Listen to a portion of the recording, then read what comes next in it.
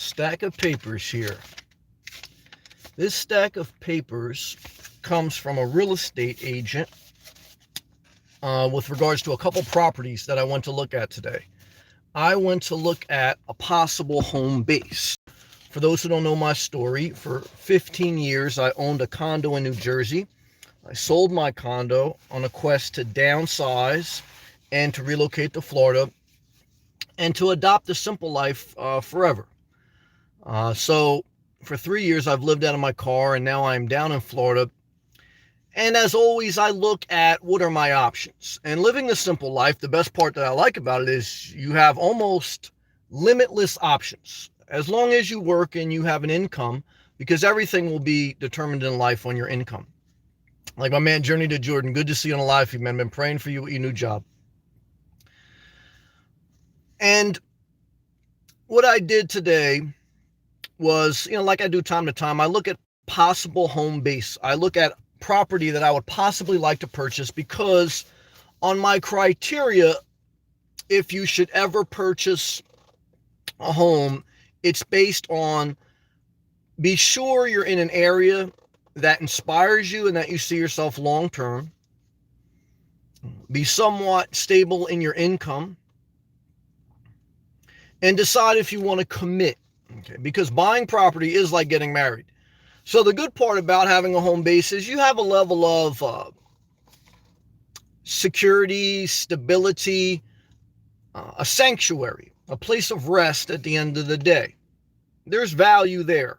The bad part that makes me want to throw up is there's commitment. Okay, and if you don't believe me, you get a stack of papers that you're going to sign, okay, contractually obligated and bound to, whether you get a mortgage or if you don't. But in this live feed, I'm going to talk about some parameters, some things you would need to know if you're thinking about buying a manufactured home or an RV lot. These are different than the conforming single-family homes. A single-family house, which is the most desired thing by the masses. Why? Because most people who buy homes are families or family-orientated, and they want single families, the most majority of people. Thus, they're less risky. Okay, so they're less risky, so all the big banks will allow you to get a mortgage on them, as long as obviously you have the supportive income and credit, etc. The first is you should never even be thinking about buying a property if you're not in good financial state. Because I know, it's tempting, you don't want to deal with a landlord and this and that, but if you cannot manage your bills while you're renting, it's going to be even worse when you're buying. So I know, you think you're getting screwed, but you're not. Believe me, from someone who owned a property, my property almost buried me. And I saw people I know go into a foreclosure even when there wasn't an economic collapse. So you have to get your finances and your life in order before you would even consider about buying property. Because even when you have everything in order, it's a huge commitment and responsibility. Okay. So like I was saying, if you are going to get a mortgage on a home for a single family house, you can go to one of the big banks and you can get a regular loan or even a government backed loan called an FHA loan, which I got on my condo, meaning you can put less than 20% down. And the banks will accept that because it's backed a little bit by the government. And it's still not that risky of an asset if you go under. However, for a manufactured home and an RV lot, most big banks, the Bank of America, Wells Fargo, Chase, most of the big banks in America, most of them, will not loan you a mortgage on a manufactured home or an RV lot. Why? Because they do not appeal to the masses. They're more of a riskier asset. And in most cases, they're not able to be backed by the federal government. So the bank is taking on more liability, and so they ask you to take on more liability, or they don't do it at all. So I've been looking at manufactured homes, which is basically like a module home, quote unquote, a mobile home, a single wide or double wide trailer. Now, when you hear single wide or double wide trailer, you want to throw up because you're thinking about being in the middle of the country and look, piece of crap travel trailer or thing in the middle of nowhere. But in Florida, there are nice manufactured homes by the ocean in nice communities. I also recommend you don't buy property if it's not in a nice community. What makes up a nice community? The school system, the hospitals, and the infrastructure, the economy. If you can't afford to buy in a good community, I don't think there's, well, you could take a risk in buying in an upcoming community. There's a possibility there. So, but either way, what I learned with a manufactured home and an RV lot, you're going to have to go through a local bank in that area that's willing to loan on it. And there are some in Florida that I've been looking at. So the first difference between buying a manufactured home and an RV lot is they want 25% down in most instances. Okay. So, and this is you owning the land, because there's manufactured homes and even I don't know about RV lots. There's manufactured homes that you can buy like tiny homes, but they're in a RV park and you lease the land. I'm not talking about that. I'm talking about you are buying the land. Now, some of these manufactured homes and RV lots I was looking at, they're in HOA communities. HOA stands for Home Owners Association community. So there's a fee, a monthly fee, and they average around $200 per month that you pay. So that can be considered a lot lease, but it's not really. Because what does that pay for? Well, a pool, basketball courts, like down in Florida, boat docks, depending on which in your community, the ground maintenance, sometimes the water bill, the sewer bill, sometimes internet, sometimes basic cable. That's all included in some of these HOAs. So, but whether it's an RV lot or a manufactured home, you're going to have to put 25% down. Obviously, you have to do the research in your own area. This is what I found today. And if it's a manufactured home, not only do you have to put 25% down, but you're also included in your mortgage is going to be a mandatory insurance. They want you to carry flood and hazard insurance, especially depending on the area you are in Florida. Why? Because look, technically, if you get a mortgage, you don't own that land. You're on the deed, but the bank owns it and they have a lien against the property until you pay off the mortgage. So they want to protect their asset. So they require that you put a level of insurance on it. So again, they mitigate their risk. Okay. This is all part of the game you play when you are not playing with your own money. That's what I always tell you guys, look, you want to work for your living at minimum so you can play on your terms as much as possible. Okay. But look, what I've learned living in the nomad life, if you're going to be stealth parking, you're not living totally on your terms. You're not paying for some certain things, but look, you're not also setting up, walking around your bathrobe in the middle of, Walmart parking lot. Now maybe some people are, but you know what I'm saying? So, look, everything has pros and cons. The 1,000 Trails parks, I think that's a great thing for a traveler. I think some of the parks are not that nice. I think, some of the parks, they're not in the right community. So it all depends on how you want to live. Buying a home, manufactured home or RV lot, look, it has to be in an area that you want to be and that you see yourself long-term. So you're putting 25% down, and you're also going to have to get flood insurance, hazard insurance, and they're also going to escrow your taxes for manufactured home. So what does that mean? That means that within your monthly payment, mandatory is you're not going to pay your taxes separately. They're going to they're going to pay the taxes, and they're going to make you pay a little bit ahead within your monthly fee. They did that when I owned a condo too. That ensures that you're never going to get behind on your taxes. If you do, they can basically bring you into foreclosure because your taxes are going to be rolled up into your monthly mortgage payment. So on an RV lot, that's not the case. They don't escrow your taxes. So you pay the taxes on your own, which I prefer to do. Why do I prefer to pay my property taxes on my own? Because you can pay them once a year when they're due versus when you have them rolled into what they call escrow, you're paying not only for what's due, but a little bit of head because, again, the bank is mandating that you pay in advance for this, so they're mitigating their risk. And, it's part of the game. So RV lot, even if you got a mortgage on it, same thing. You're putting 25% down, but you got no escrow and you got no flood and hazard insurance. So for an RV lot, why don't you have to have flood and insurance liability? Because it's just a lot. And you basically have an RV on there whether it's a travel trailer or a motorhome that you can start or hitch and leave when a storm is coming. So there's really no liability with regards to that.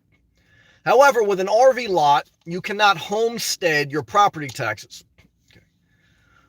Now, in Florida, every state's different. In Florida, homesteading your property taxes mean if you are saying that you're living at that property for 6 months and 1 day, you're saying that's your primary residence, you can homestead your property taxes, meaning you can get a deduction on your property taxes. Example, if your property taxes were $2,000 a year, and that's about average or a little bit higher for property taxes down in Florida, because property taxes tend to be on the lower end in Florida. However, insurances, flood, hurricane tend to be higher, so it all bounces a little bit. But property taxes, let's say they were $2,000, and let's say you got them homesteaded. Maybe they'd only be like $1,500. So, you can get anywhere, I don't know the percentage, but let's just say you get anywhere between 20 to 30% maybe off your property taxes. I don't know the percentage on that. But with an RV lot, you can't homestead it because, again, you're not anchored to the land. So with a manufactured home, you can homestead it. So there's a little bit of difference there. Both the manufactured home and the RV lot, if you put an RV on it, the manufactured home goes down in value. It's not a single family home. It's more risky of an asset. Okay.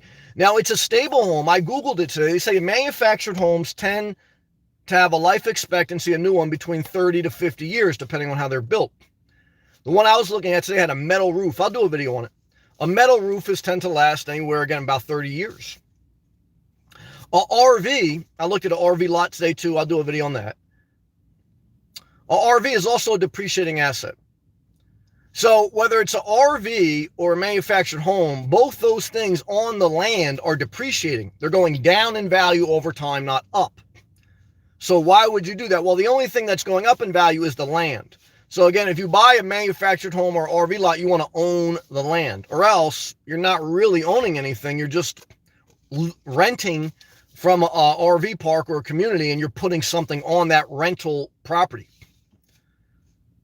So the land is the biggest appreciation over time. However, there's a cost associated with it, Now, depending on the square footage of the manufactured home, it could be considered a tiny home. The one I looked today was about 500 square foot home. What does one person need? Approximately 250 square feet. So if you had 2 people living in the house, 500 square feet would be adequate. 4 people, 1,000 square feet would be adequate. So right now, it's just me. Do I want 500 square feet? No. If my mom came to stay, it would make sense. But however, you're not going to find a manufactured home, most of them below 500 square feet. A RV lot, you could put any size RV on there you want. That's true. So both of them, you're going to have utilities. What's your biggest utility? Your biggest utility will be electric. In Florida, there's not much gas because, again, the hurricanes, etc. So your biggest utility bill is electric. You're going to have water in some instances. The water may be included in your HOA. But the biggest utility bill is going to be electric.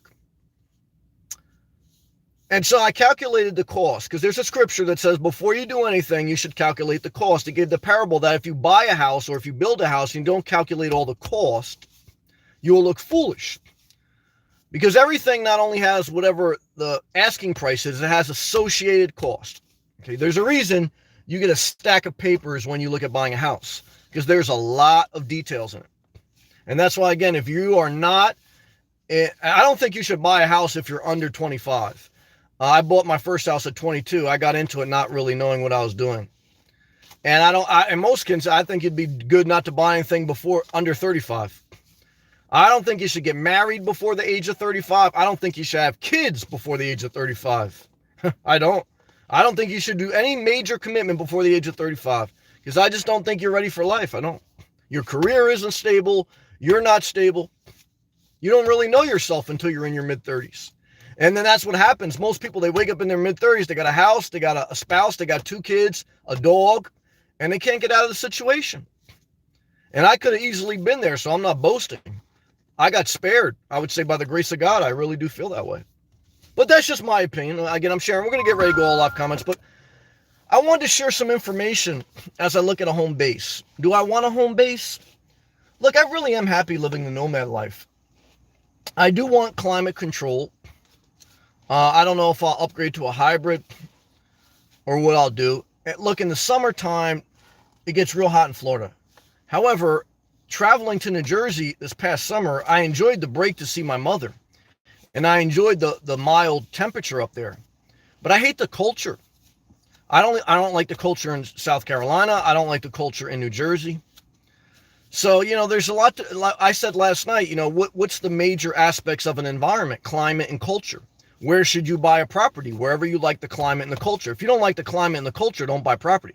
That's why I tell you, don't buy property in a bad neighborhood because you like the climate, but you don't like the culture. Now, you can speculate on that and say the culture will change over time. That's possible, but you want to live somewhere that you don't like over time? I don't. It's a big commitment, guys. You're getting married. Okay, you're getting married to a piece of property. You're going to sign contracts. You're going to be bounded by it.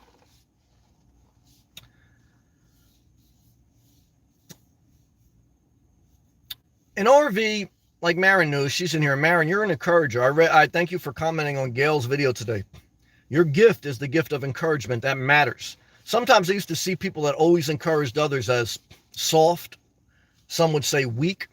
But it's a blessing. One of the biggest blessings you'll have in your life is someone who encourages you. Never forget it. Especially as you get older, because you got less pride as you get older. Well, some people do.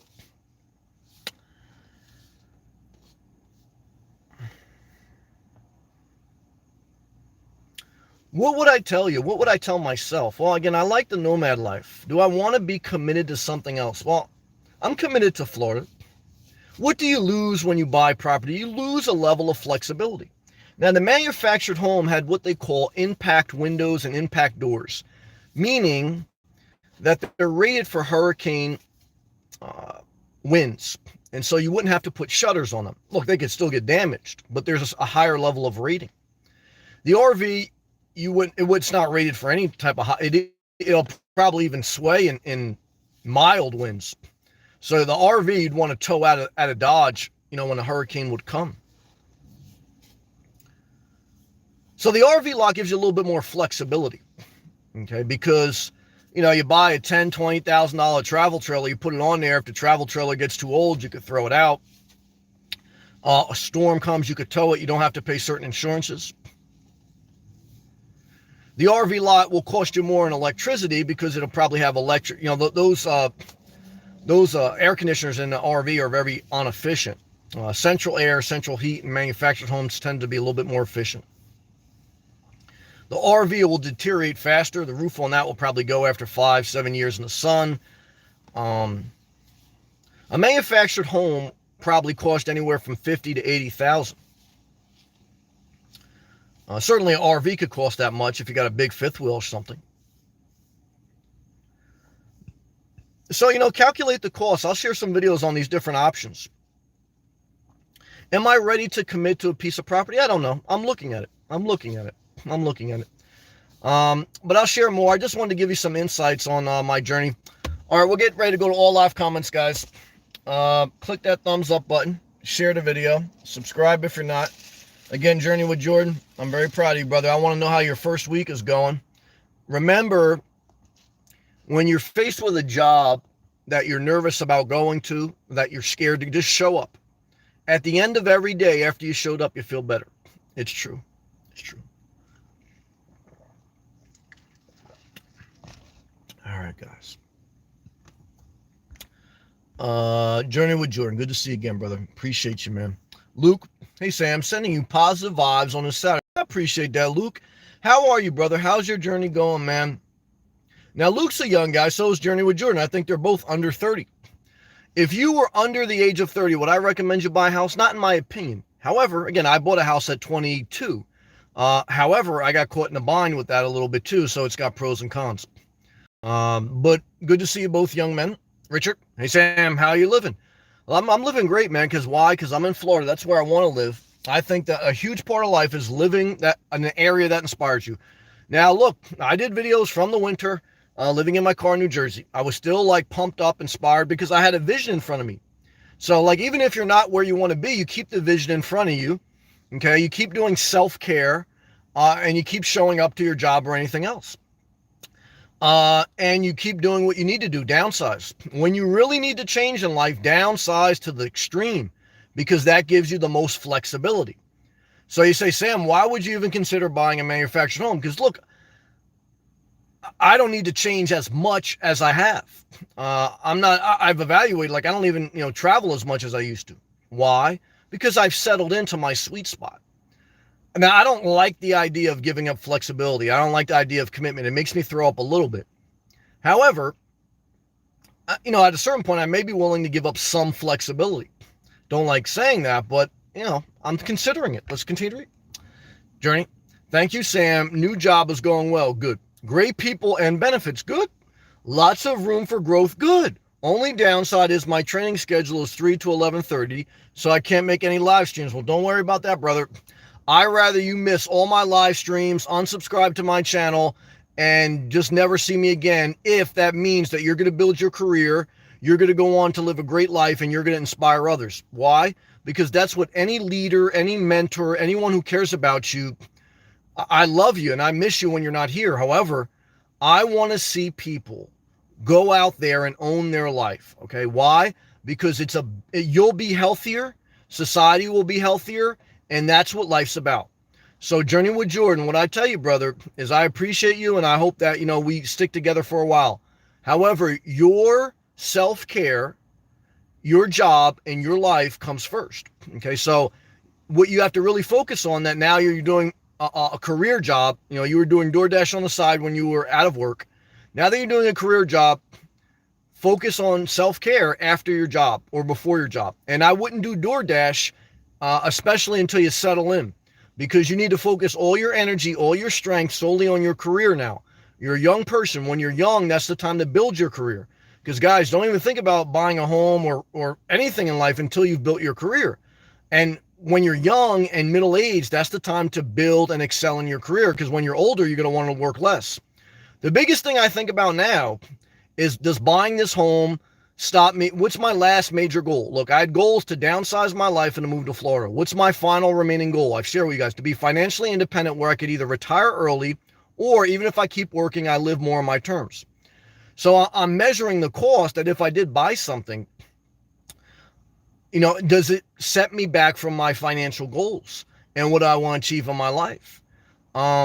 Because as I get older, I do want to downshift. And if God forbid I got laid off, I want to have more options. I don't want to have to go, jump on the corporate beast. However, I would jump right back on the corporate beast if I had to. Why? Because the last thing you want to do is not work. Why? Because this world will run right over you. And anything you want in life, you have to be mindful of this. So Journey with Jordan, now's the time of your life to build your career, to maximize your potential. And that way, as you get older, you can be the manager, you can be the director, you can call the shots. And that's what you want to do, brother. Good to see you, man. Luke, I think I would do Prius till late 40s. Okay. Good to see you, Coach. I'm going to read your comment, brother. Good to see you, Coach. Proud of you, Coach, in that gym, man. You look good getting that self-care in, man. Luke, I think I would do Prius till late 40s. Then Class B, okay, in 50s, 60s, then 60s, 70s, do RV park or mobile home. I think that's a good plan. I think that those ratios would all add up. I think, look, as you're younger and middle age, you can be more mobile. You can move more, you can drive more. I think as you get older, you're gonna want to move less, you're gonna want to drive less. So I think that's something you have to be mindful of. So yeah, I think I can totally understand. I almost feel that way myself in some instances. Juliana? Hey, Juliana, shout out to Australia. Juliana's from Australia, and she said that the wildfires are starting to dissipate. She goes, hey, Sam, I'm so glad I found you on my journey this season of my life. Well, I appreciate you saying that.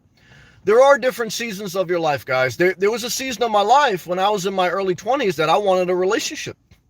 I remember breaking up with a girl and crying on my bed that we broke up. Now, if you put that girl back in my life now, I would basically throw up.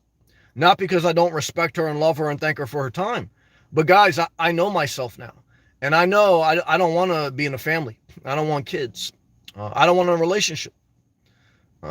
Because a house is like a marriage. But look, a house you can sell and you can, like I've done, and it's painful and it's tough, but you can get out of. A marriage with kids, you're going to lose your house and it's going to be a disaster.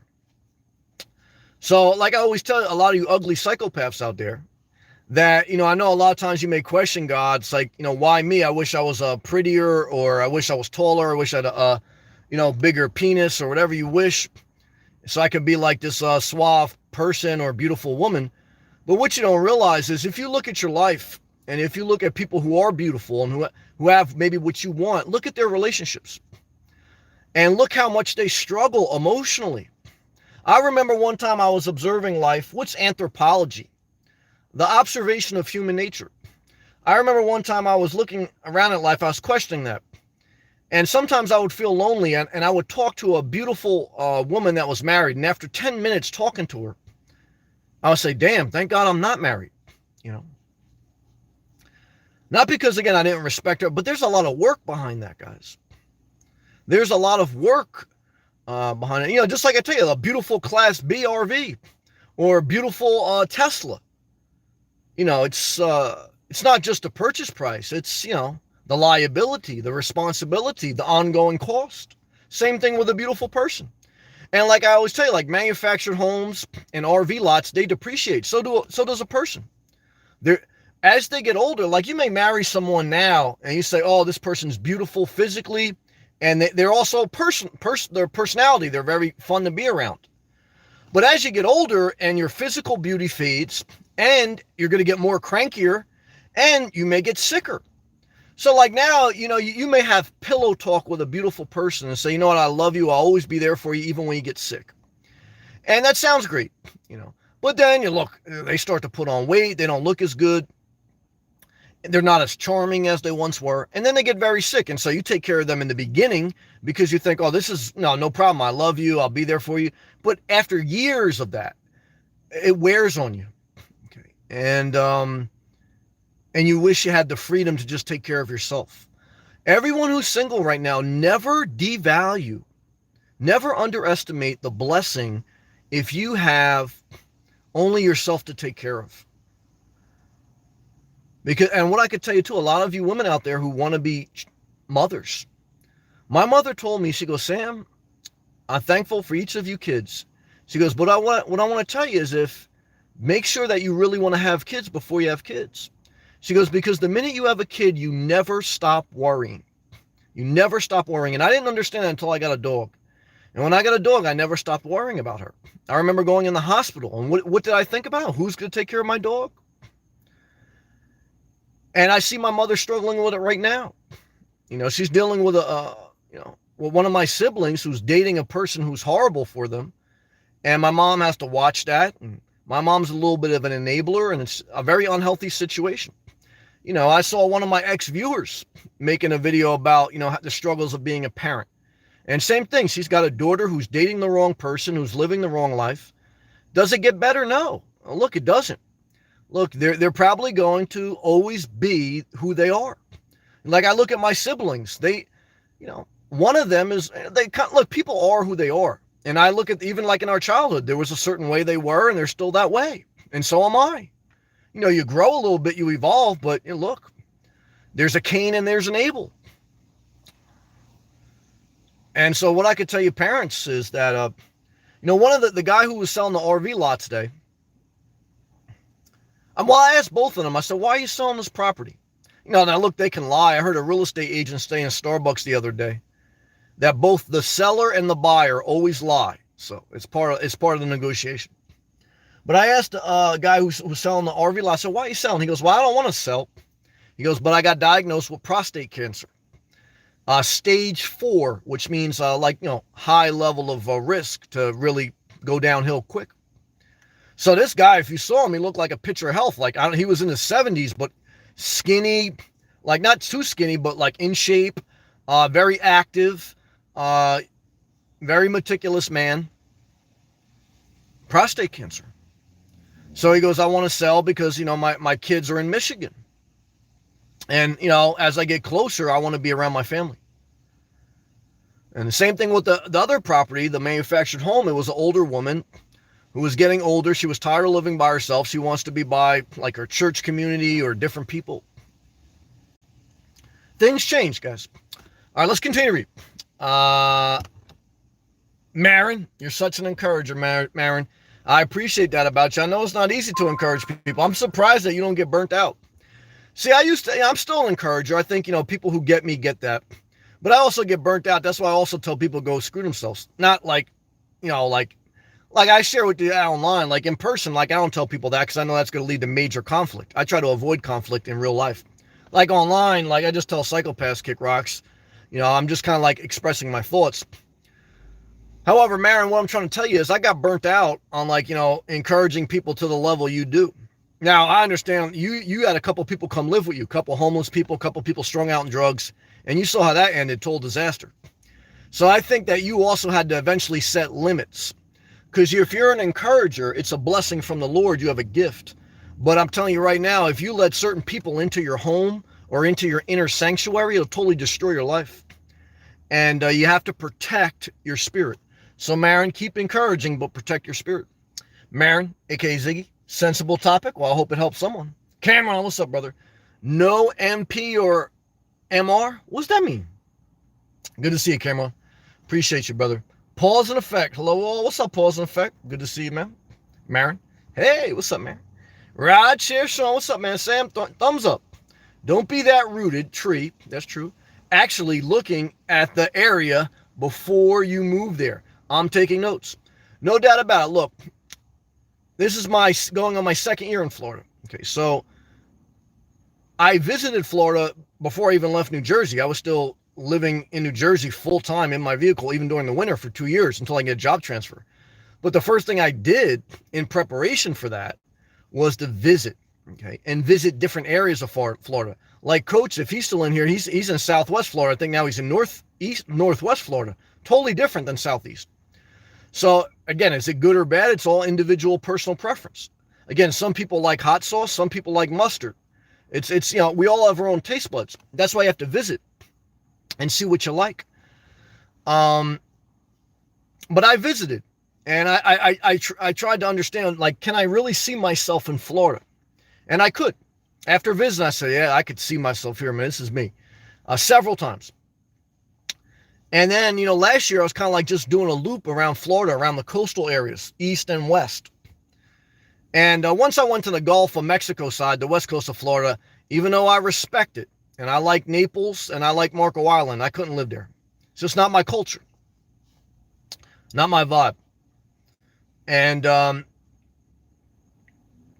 looked at Central Florida. I like Melbourne Beach, Florida, which is Central Florida. I do like that area, but it's not tropical. I had to go a little bit further south. And now that I'm floating around, I looked at, I pretty much travel about 60 miles in a loop throughout the day. And so I consider a home base. But this is after, again, 3 years on the road, 2 years almost in Florida. So if anything you guys have seen to me, there's no like exact way that I could show you because we're all different. But I'm giving you a general template on how to reposition your life. There's no exact answer key to your life because you're an individual. But hopefully, you guys who are trying to downsize or trying to change your life so you can own more of your life and live more on your terms. And I think that should be the goal for everyone. I think that, you could pick out parts of my life and then define your life for yourself. And I think it'll be a good life, as long as you're willing to do the work of your life, however you want to perceive that. Coach, brother, very proud of you, man. I want to say that. I'm going to read your comment. Shown a lot of positivity lately, man. Love the working out. And he also gave a pro tip. Now, I don't eat pizza anymore, but if you're really struggling financially and you're a nomad, if you got the Planet Fitness membership, I think on the first Monday, I think he said, of every month, they give free pizza from like 5 to 7 p.m. So if you're really struggling financially, the coach would show the video, man. He's like, he loads up on pizza and he stores in a freezer. However, what I really like about Coach is the past couple of days he uploaded videos about eating healthy, okay? And when he eats healthy, he was working out better. So the healthier you eat, the better you feel, the more you work out, and the better your mental health and physical. And I saw that in your videos, and I like that, man. And he goes, plus another thing, Sam, is insurance with all these storms. That's true. That may come up. You could lose everything you have overnight. That's true. So insurance is a big thing too, especially mobile homes. No, it's an excellent point. And for the manufactured homes, they mandate that you have it within the mortgage. For the RV, you can have RV insurance is pretty cheap though. Like I priced out, I was looking at the Class B motorhome, the Corrado. It was actually cheaper than my car insurance for full coverage. It was like $84 a month to cover the Corrado. And that includes if it got in an accident, they would pay for up to a week in a hotel. Um, now look, now if something happens with your manufactured home or RV, sometimes it's always tough getting money out of insurance companies. But that's why you pay insurance. Whether you get in a car accident or whether a hurricane comes, there's a reason you pay insurance. It's because that's the reason. Like, you want to use it in an emergency. But look, owning something, whether it's an RV lot, manufactured home, or anything in life, there's a cost, man. And that's why I'm very slow to purchase, because I understand that cost. Because I got buried, guys. That's why I tell you, don't own a home too young. I got buried. That home, believe it or not, owning a house at the age of 22 almost ruined me. It almost ruined me because I was working so much that all my money was going to my house, and I bought it probably too young. But the one good thing I would say about owning a house was it pushed me to advance my career. Because, if I was always living the simple life since very young, in one sense, it would be good where I wouldn't have a lot of bills, but I also probably wouldn't have pushed myself to my career to make more and to go higher. So that's the little negative if you're young and if you're living the simple life. You may have little bills, and then you say, well, I don't need much to live on, and then you kind of don't advance your career, and then you get older and you don't have much in Social Security, you don't have like any pension or any annuity, and then you can really get ran over by society, because the average Social Security is $1,400 a month. And look, if you lived in a van, could you live on that? You could squeeze it out. It wouldn't be easy. You could squeeze it out. But I don't know. Like I said, as you get older, it's different lifestyles. But it's point well noted. And Coach, I hope you're still in here, man. Good to see you, brother. Ryan B, shout out to you, man. I spent hours exploring my area today. I like that, guys. That's a good way to spend your weekend, exploration. Had a super busy week with work. Super thankful. This downsized life is all I can say. All I can tell you, guys, minimalism. Whether you live out of your car, van, or RV, a tiny house, or whatever.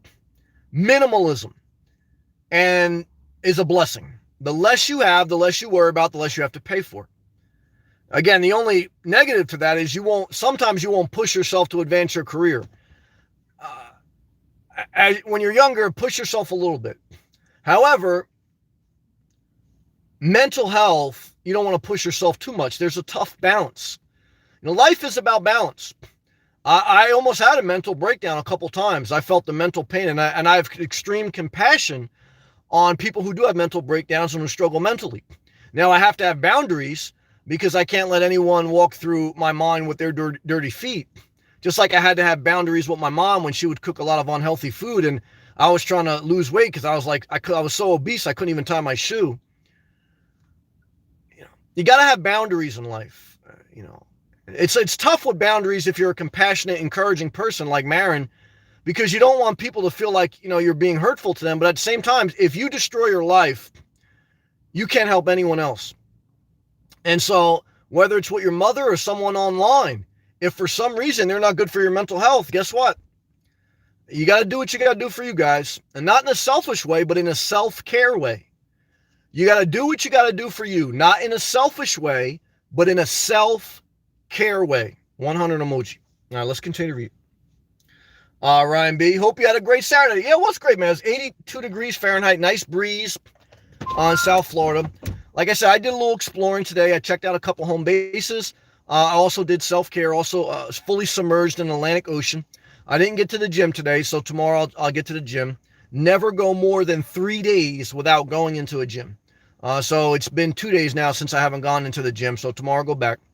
Well, last night I went, but only to shower and shave. So I want to go for a workout tomorrow. But it's Sunday, so I'll have plenty of time to do that.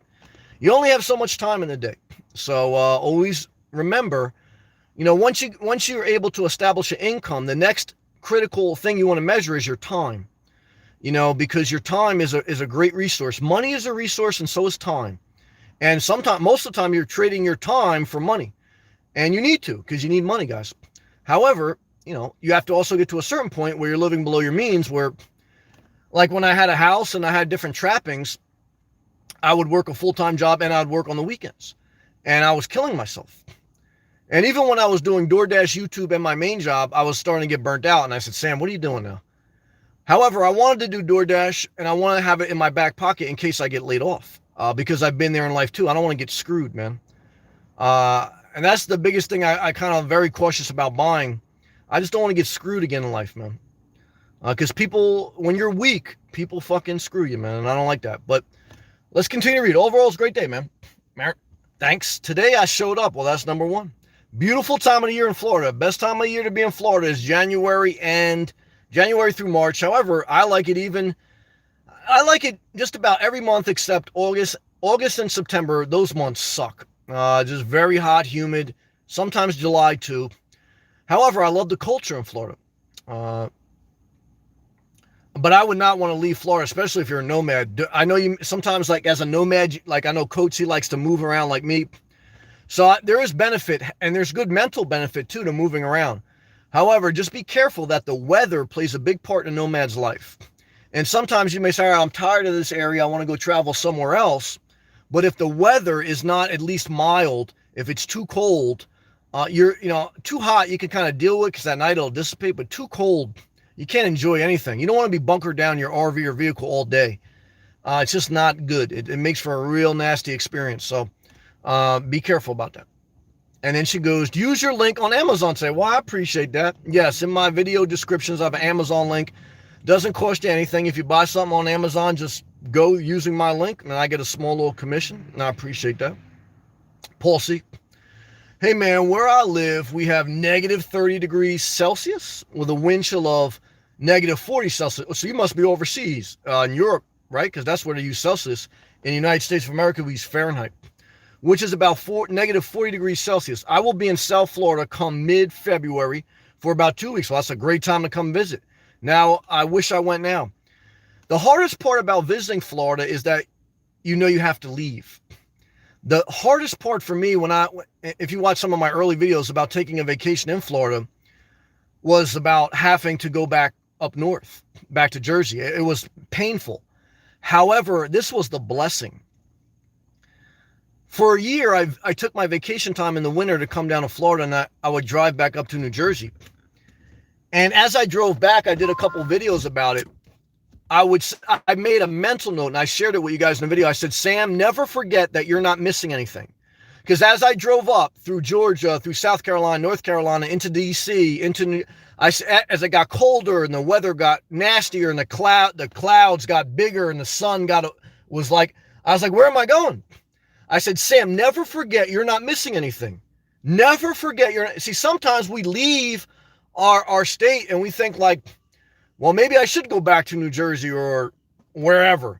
But guys, you're not missing anything. And everything changes, man. Your home is where your heart is. And my heart's in Florida, guys. It is. It is.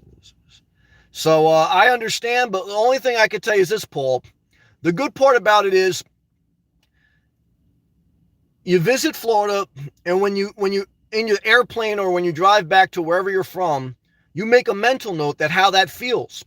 That way, if one day you do decide to move to Florida and you're ever tempted to move out of Florida, I want you to really inventory should you move out of Florida. I have a Patreon called Brent. He used to live in South Florida, grew up here. I think he lives in Canada now. And one of his big regrets, I think, is moving out of Florida. And I've met a couple people like that, that said they wish they kind of never moved out of Florida. See, once you move, it's very hard to move again. You only get so many moves in life. Now, when you live mobile, that's the valuable part. Or when you rent, you can move quicker. Flexibility.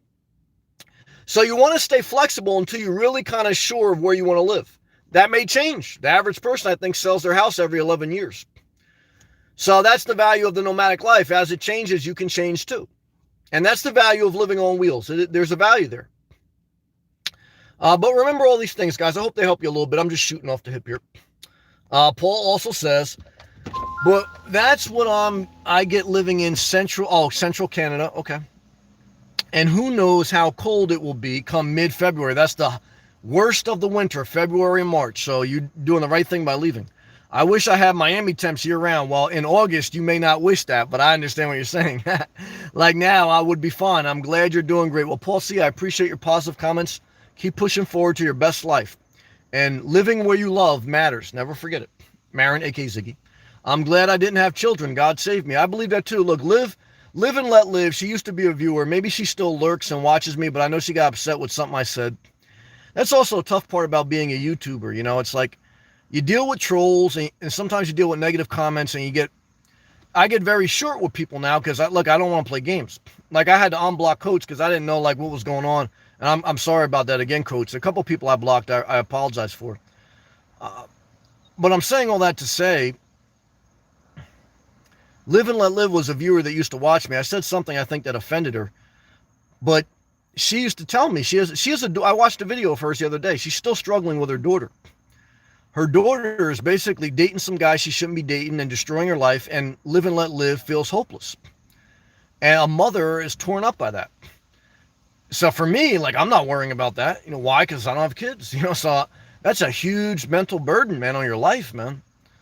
And that's what Live and Let Live used to always tell me. She goes, Sam, you know, you didn't have kids. You don't realize the Lord spared you. And I know he did.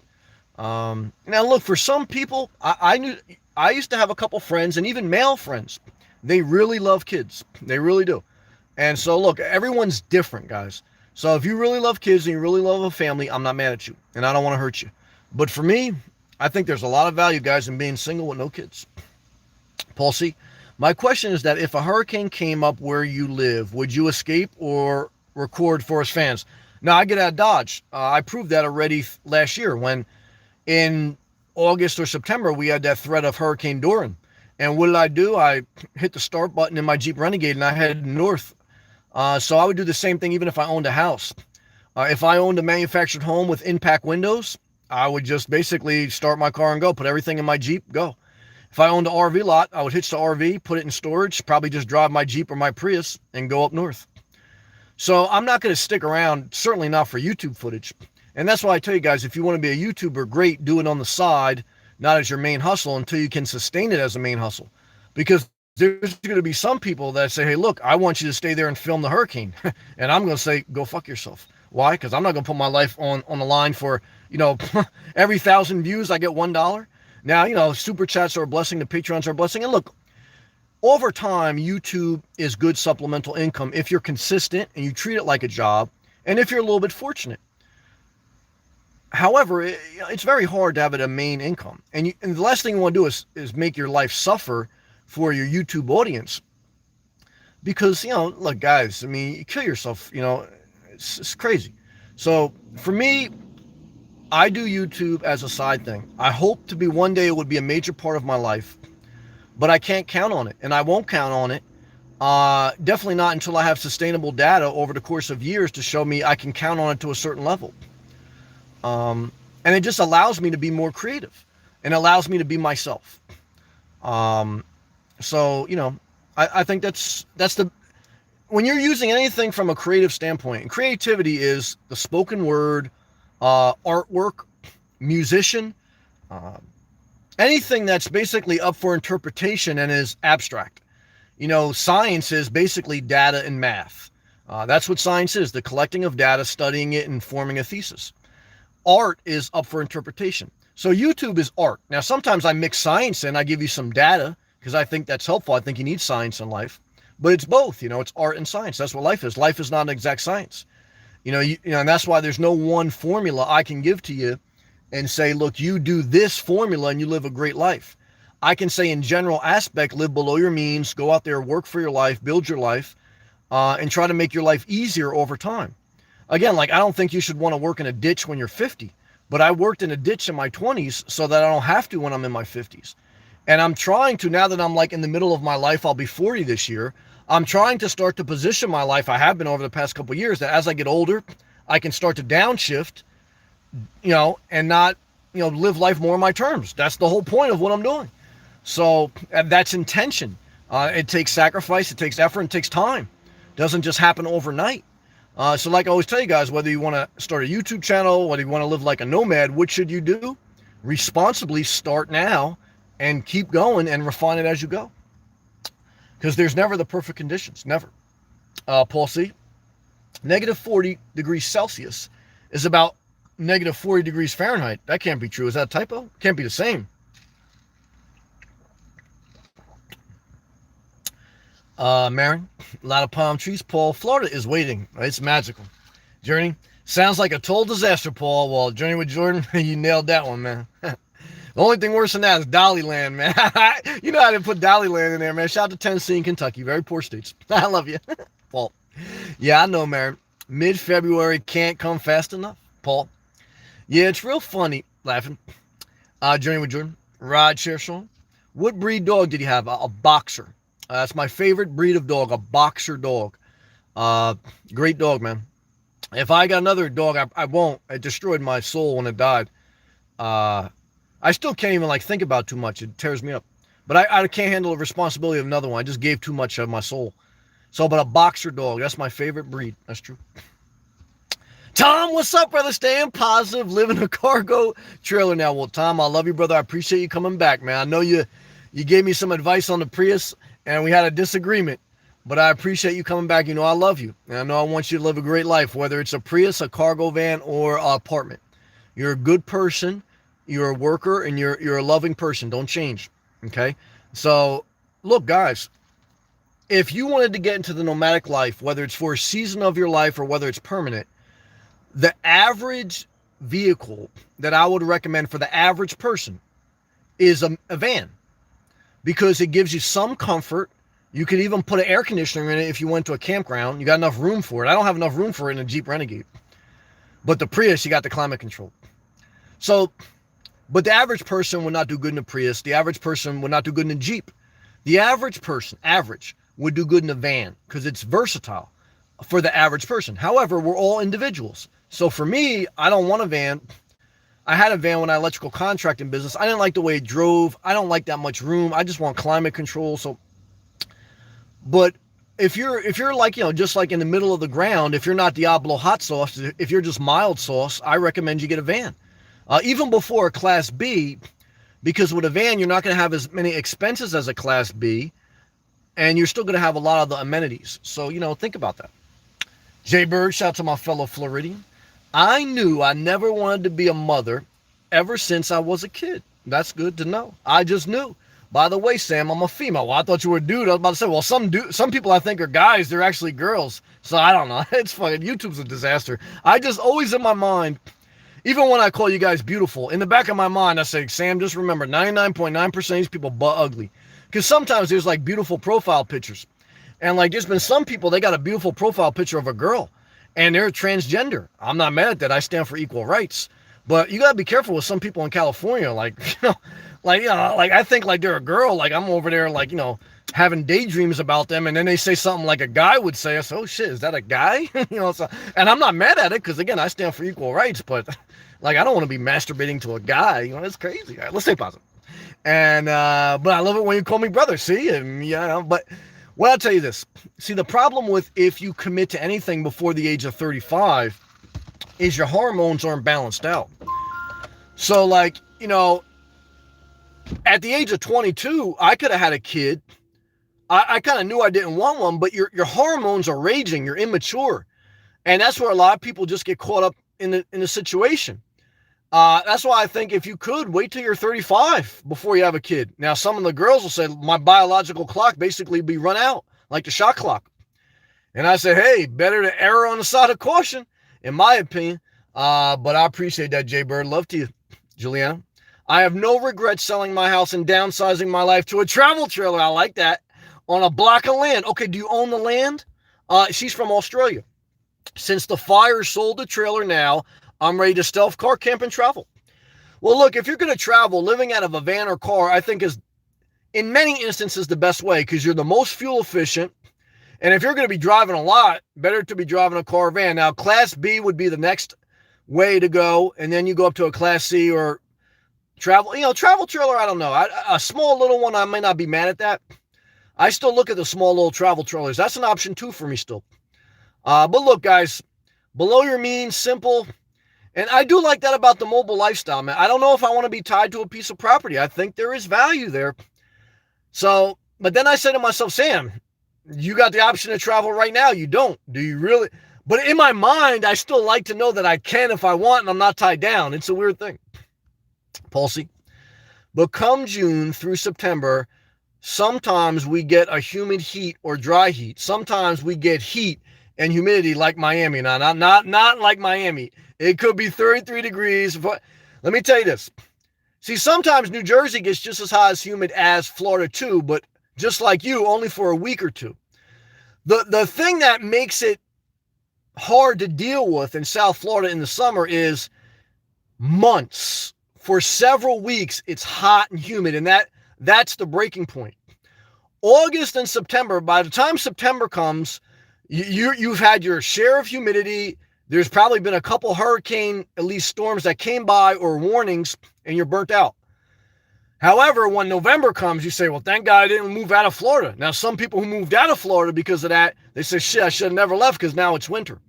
So you have to kind of remember, if you live in Florida full time, take a vacation in August and September and get out of Dodge, and then come back when it's a little bit more mild, even if it's for a couple weeks. Paul C, that's about 88 Fahrenheit. Thank you, Marin. Boundaries are sacred. You're damn right. I'm protected. Thank you, smiling. For Karen, self-care is first, always number one. Good job, Marin. Gilbert. Sammy, what's up? Shout out to Queens. Contemplating whether to get a job here or wait till I move. Well, my advice always is get a job immediately. Why? Because you always need income immediately. You could always change jobs and you can always give your 2 weeks notice. But the longer you don't have income coming in, the harder your life is and the harder it is to get a job. Because the best time to get a job is when you have a job. Because when you have a job, you can ask for a job transfer. If you work with a company that has also, even if you were working with Walmart and you started to work in Queens, you can get a transfer down to Florida if you want to, or Tennessee or wherever. If you worked at Lowe's hardware store, there was a lady, showgirls dancer. She's also living out of her vehicle with her daughter in West Florida. She posted something today that Target starting pay is $13 an hour. So if you went to Target right now and you apply and you got the job, $13 an hour. There's Targets all over the world. So if you got a job and if you worked there for 6 months or 8 months and you showed up every day and you were positive, guess what you could do? You could easily apply for a job transfer to somewhere else. And if you worked with Target for 2 years, 3 years, instead of making $13 an hour, you'd probably be close to 18. And what do you need to crack to live a good life? At least, I think you need to crack the $20 to $25 an hour mark. The average income in America is $50,000 per year. So that equals about $25 per hour. So $25 per hour should be your target. However, you're not going to just start a job making $25 an hour, right? You move up in salary by leveraging your work experience and your credentials. Then over time, you build up. But that should be your target. Why should you have a target? Because if you don't aim for something, you're always going to miss. You have to measure the sugar in the cake or else you end up with diabetes. So I always try to give you guys specific numbers. It doesn't mean it's going to apply to your life always, but at least you have something to measure it against, right? So you know that if you make $1,000 or less a month, you're living in poverty. You know that if you're making $25 or over, you're average or above average in salary. So you have targets, you have aims, and then you have your own individual life that you'll have to figure out on your own. Good job. Milano, Sammy, what's up, man? Looking at home bases, brother. What's up with you, man? How's everything in Miami? How's Emilio, man? Shannon, good evening. Sam, good evening to you. Milano, hey, what's up, man? Milano, Sammy, is the new Prius plug-in only the Prius Prime. The Prius Prime is a plug-in, but it only has a 25-mile range on fully electric, and then it goes gas. And then when it's on gas and the electric hybrid battery, it averages 50 miles per gallon. So I don't know if that's worth it. And I did read there was another viewer who has the Prius Prime. He tried to camp out of it. You can still operate the climate control like a regular Prius and put on the climate control. It'll run off the hybrid battery and only start once or twice an hour, depending on how hot it is outside. However, he tried to plug the hybrid into the charge station, electrical charge station, and run the air conditioner. It didn't work in the Prius Prime. You have to have a fully electrical car for that. So, but I will. Now, today I looked at home bases, a manufactured home and an RV lot. Tomorrow I'm going to look at hybrids. I'm going to look at the Prius, and I'm going to look at the RAV4. And I'm going to explore all my options. Justin, what's up, man? Good to see you. Hang loose, man. Gilbert. Having no problems with the van and the weather doesn't permit me to work on it. No inside space, but I won't be stopped. What do you think, Sammy? I think everything in life you should start now, start immediately, and refine it as you go. Obviously, you have to prioritize self care and you have to customize things to your individual circumstance based on your physical and mental limitations. However, everyone can do something. I knew a psychopath that was great with math. They were like Rayman. Rayman was a movie about a guy who had basically had a mental disability, but he was great with counting numbers, and Tom Cruise took him to Las Vegas. Like, I know a couple psychopaths, they say, I can't work, but they know how to manipulate Netflix and get 50 different Netflix accounts for free. You know what I mean? Like, if you short them 50 cents, they turn to the Rayman. They turn out to, like, they start doing mathematical formulas in their head. However, if you say, look, you can be a greeter at Target and get $13 an hour, they go, I don't understand. So, come on, man. So, what I tell you to do is start now and refine it as you go. Whatever you do in life, okay, based on your abilities. Now, again, there's some people that cannot do anything. They have extreme disabilities, okay? So when I do like this, like, I don't mean to mock disabilities like Trump.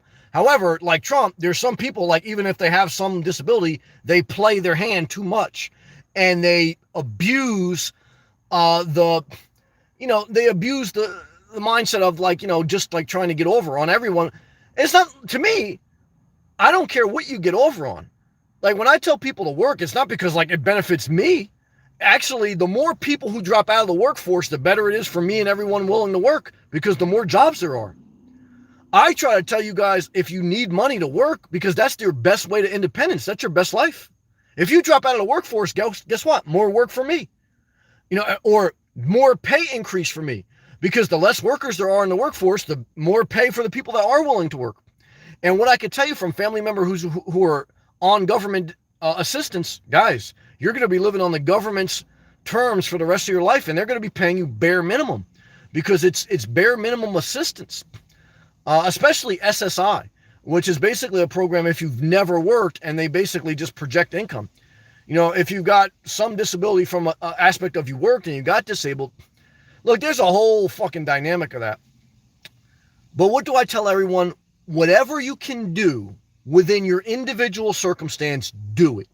Because if you think someone else is going to do for you better than you can do for yourself, what I could tell you is tell them to strap on the dildo, and you better bend over, because you're going to get it right up the ass. I've seen it time and time again in life. Marin, Gilbert can't remember where you are. He's in Queens, New York. Florida doesn't pay well. It doesn't. But cost of living can be lower depending on where you at. Best to own a service business of some kind. That's somewhat true. Marin owns an RV dealership. Especially if you want to be near water, tourist trade equals good. That's true to some point. Gilbert, NYC, Queens. I'm a barber by trade. Marin, best to come to Florida with money. Seasonal jobs are big, pay is low. I agree. Look, even Donald Trump, all the workers at Mar-a-Lago are basically from overseas. They're on a visa and they get paid minimum wage. So, however, like in Miami, there's jobs. Healthcare is a huge industry. So, and cost of living is a little bit cheaper than New Jersey. Housing and property taxes are cheaper. So the pay scale may be lower, but if you live by Miami or by Orlando or by Tampa or by Jacksonville, those are the four major hubs: Orlando, Miami, Jacksonville, and Tampa. If you live within 45 minutes of them, and if you have some type of credentials, if you're in healthcare, technology, there's a lot of defense contractors, you can get a job close to $20 an hour. Okay. And if you have no experience, you can start a Target. Again, Showgirls uploaded the thing today. You can start a Target for $13 an hour. Could you rent an apartment? And look, you can live as a nomad.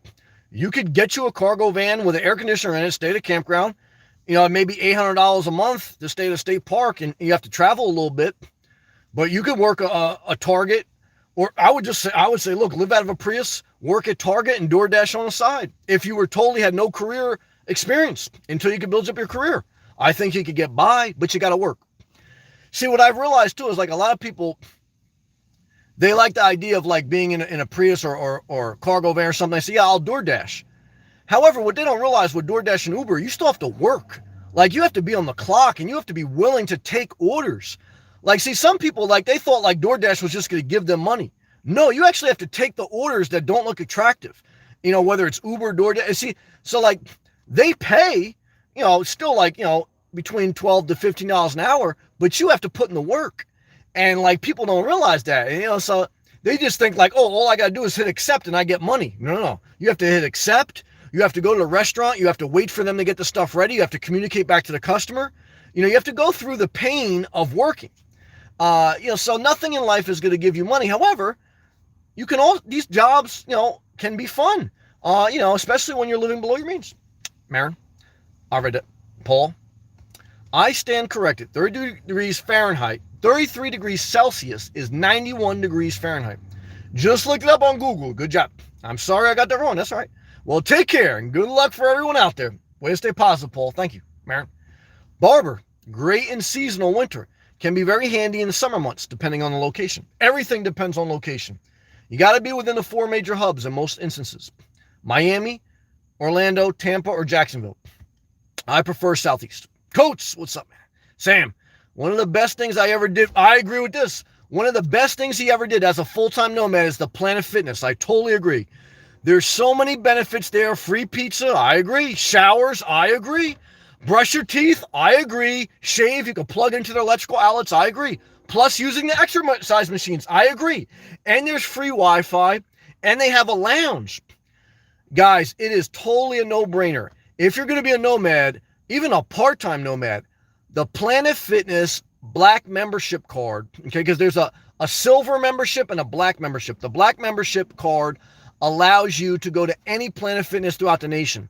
The silver membership, you can only go to one home base one. So get the black card membership. And for $21 or so a month, you got unlimited access to major resources, showers, fitness, Wi-Fi, pizza. Guys, and they even have there's a morning where they give free bagels. Guys, it's a no-brainer, man. Yeah, I totally agree with your quotes. Especially if you're a nomad traveling the country with the black card, you can go to any of their locations. I totally agree. And he mentioned too, like if you were really like, trying to get the most out of it, in like certain areas, like down here in South Florida, definitely. Like in certain like cities, like example, if you were in Fort Lauderdale, there may be like 3 or 4 Planet Fitnesses within a 30-mile radius. So if it's pizza night and you're a nomad, you're going to eat free pizza because you're struggling financially. You go to all 4 of those locations and you get like, 3 slices at each location. You put them in your, if you got a little like cooler or something, you got pizza for the next 4 days, man. So you can make it work, man. Ryan B. I agree, Sam. Nothing is certain with work. I keep my DoorDash bag. Yep. Guys, I haven't DoorDashed in a month. I got my brand new DoorDash bag because you got to keep a good one that doesn't get too nasty. And I got my nasty beat up one. Guys, I'm not going to get rid of these DoorDash bags. Why? Because if I get laid off tomorrow, I'm going to be DoorDashing tomorrow night. Never forget it. And he goes, I keep my DoorDash bag ready to go at any time. Me and you on the same page. Haven't done it for over a year, but it's good to know I can. Totally agree. And that's another benefit of the Prius. You get 50 miles per gallon while doing a gig economy job. That's a win. Let's take a hydration break.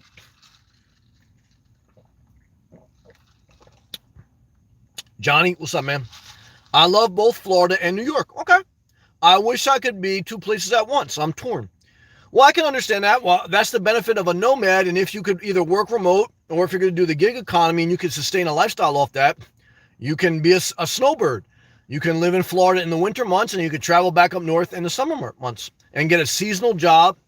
They don't pay well or a gig economy, but if you can make ends meet and you're happy with that life, I'm not mad at it. You're making your life. Diana, hey, Sam, thank you for always giving me a heart and a palm tree tonight. Thank you, Diana. Marcy, hello again, Sam. Good to see you too. I appreciate you saying hello. Good to see you. Gilbert, hit that thumbs up. Yeah, guys, come on, man. Hit that thumbs up. We got 23 people. Dolly, yeah, Dollyland, joining with Jordan.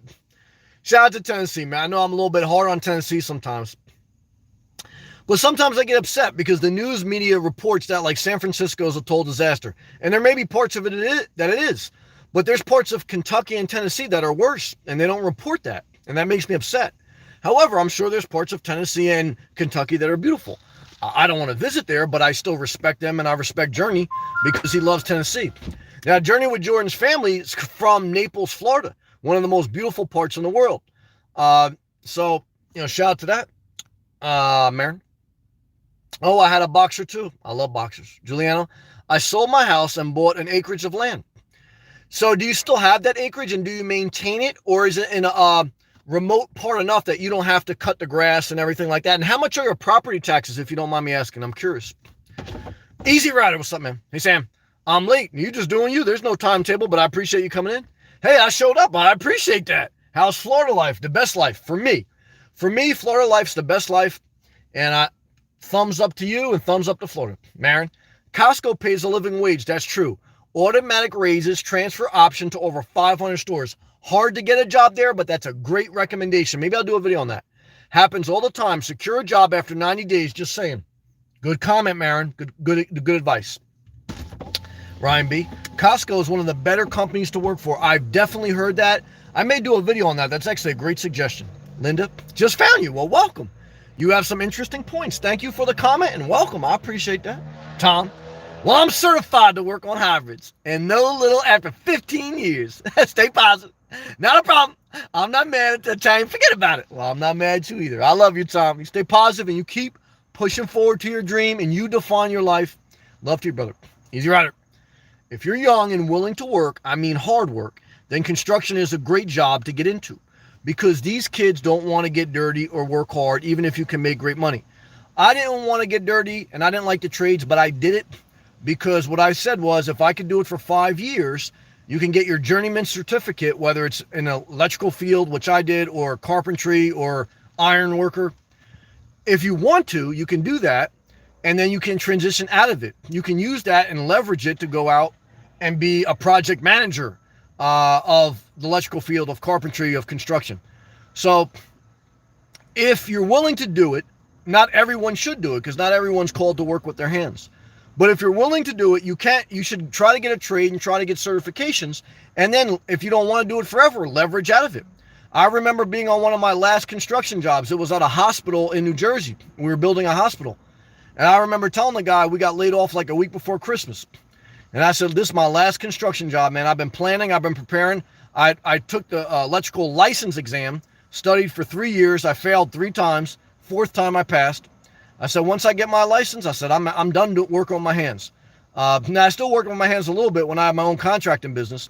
But then eventually I just transitioned out of it into maintenance and engineering. And it was a blessing, but I knew I didn't want to do it forever. Shout out to my guy. I believe that's Russian dialect, but I'm not sure. Is a 2-week notice at work when you're changing jobs necessary?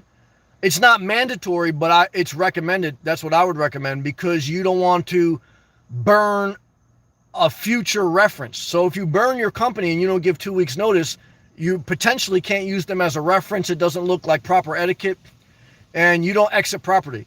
So there's something wrong too. Like, I almost did it. I learned my lesson. I didn't do it. I ended up giving 2 weeks notice because my manager said, Sam, don't do it. It's like, you got to think about, like, if you're in such a rush to quit, there's really, the risk reward's not worth it. Like, if you can't wait 2 weeks to start a new job, or if you want 2 extra weeks vacation before your new job, it's not worth what you're doing, which is burning a major bridge. Because the value of being in the workforce is building up a resume and references. When you don't give your 2-week notice, you potentially eliminate a reference. And that's the whole point of work experience. Because what's the number one thing an employer wants to know is, well, who was your previous employer? Why'd you leave? And can we have their contact number so we can get their reference? So I would recommend that you always give 2 weeks notice unless it's an extreme circumstance. Workers are laid off the same day. They are, but sometimes they're also given severance package. And again, it's not because necessarily you want to be look, if the company's been good to you, then yeah, you want to be good to them. But if they haven't been, it's in your own self-interest. When you give 2 weeks notice, it's not for the company, it's for yourself. You are protecting your insurance of a good reference in the future. So if you burn that bridge, you're just saying, look, I don't want them as a reference anymore.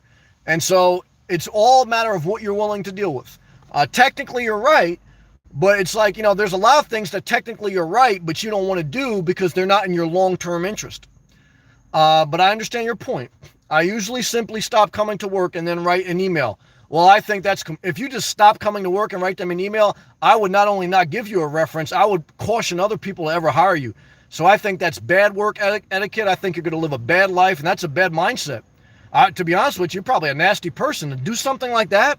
If I hired you and you just stopped showing up and you sent an email, I would think you're an asshole. That's true. I could lie to you, but I think that's horrible, man. Linda, just found you. You have some interesting points. Thank you. Gary, sold my house, bought an RV, came from Canada to Arizona. I know you hate when I talk bad about Arizona.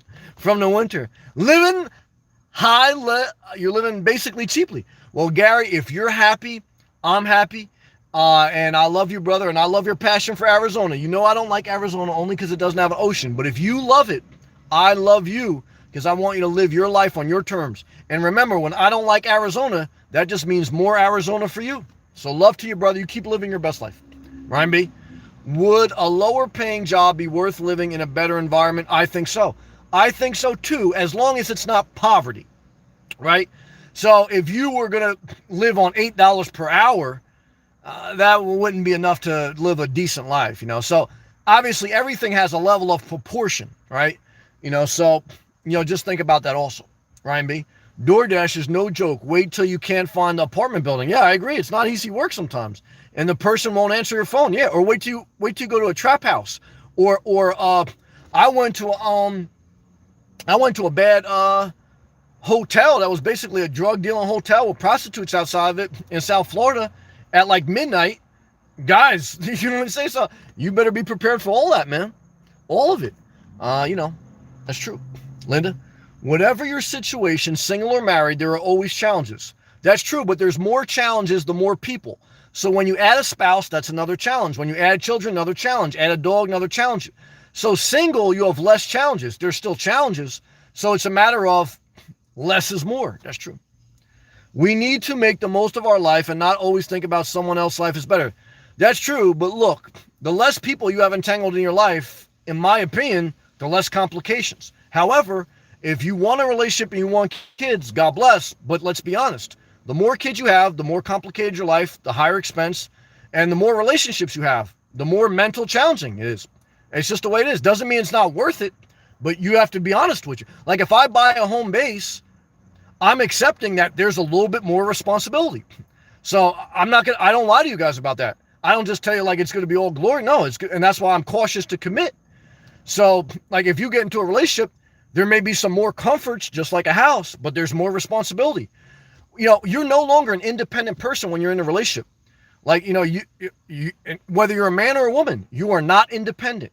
You are sacrificing a level of your independence to be with someone else. And I don't like that. And even with a house, like I'm sacrificing a level of my financial assets and a level of my time. I'm gaining some comfort. So they may be worth it. But look, if I had to choose between owning a home and being married, I'd rather own a home. Because I can get out of the home easier than I can get out of a marriage. And you can never get out of having a kid. So this is my opinion. That's true. Milano. Sammy, check Toyota Camry Hybrid. 52 miles per gallon. Maybe better option than Prius. I don't like the Camry the way it looks and feels. I have to have a certain feel for it. But I will check out the Prius and the RAV4 tomorrow. Van-O-Matic, that's my brother from Tallahassee. Thumbs up. Gave me a beer emoji. I don't drink beer, but I respect the fact that you do and you are a positive person. And 100 emoji. Let's take ice water. Now, look, I get free Starbucks ice water. Now, when I own a home base, I got to pay for spring water. I remember what that is owning a house. You could pay like $30, $50 worth of spring water each month. So I'd miss my free Trenta. I could still go to Starbucks if I owned a home base, but it wouldn't be the same. Like in Starbucks, you go in there and it's like the baristas are your friends. They're like your spouse without being committed. Now, I know people that go to Starbucks to get away from their spouse. That's the truth. So what I tell you guys is less is more.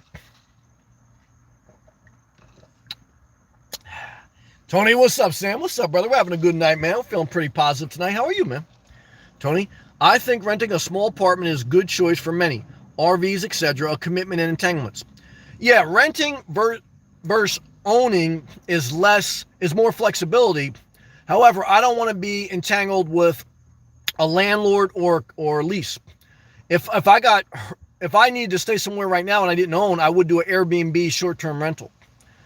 But if I know I'm going to stay in a certain area, I'd rather just Nomad. I'd rather go to a campground or stealth park until I'm ready to buy. Until I'm ready to buy, I'm going to stealth park or campground. I don't want to deal with a landlord. I'd rather buy before I do that. Juliana, it's a mountain, forest, black, 14 acres. Damn. Low to no maintenance. 30 minutes from a major hub. Yeah, hour and a half from major city. Yeah, that's the thing. Property taxes are $1,400 annually. That's interesting. Yeah, look, guys, I could go an hour and a half and buy a piece of land for about $20,000 that has electricity on it. It'd be in the middle of nowhere, by no supermarkets, by no jobs, but I wouldn't be happy. I don't want to wake up and be an hour away from a Starbucks, an hour and a half away from a beach, 30 minutes away from a grocery store. Nah, I don't want to live that life. Not me. But everyone's different. Everyone's different. Big Easy, what's up, man? Ryan B, laughing good. All right, guys, I read all live comments, and I do appreciate everyone coming in and sharing. Again, just always remember, I'm just sharing my opinion and my perspective. Don't be hurt if it's different than yours. Gilbert, thanks for the advice, Sammy. Seeing things a bit more clearly was looking at Planet Fitness. They're opening a new one near where I am. Well, there you go, brother. Planet Fitnesses are opening everywhere. They're a publicly traded company, and they're doing great. All right, guys. Peace and love. Stay positive, and I'll see you in the next one.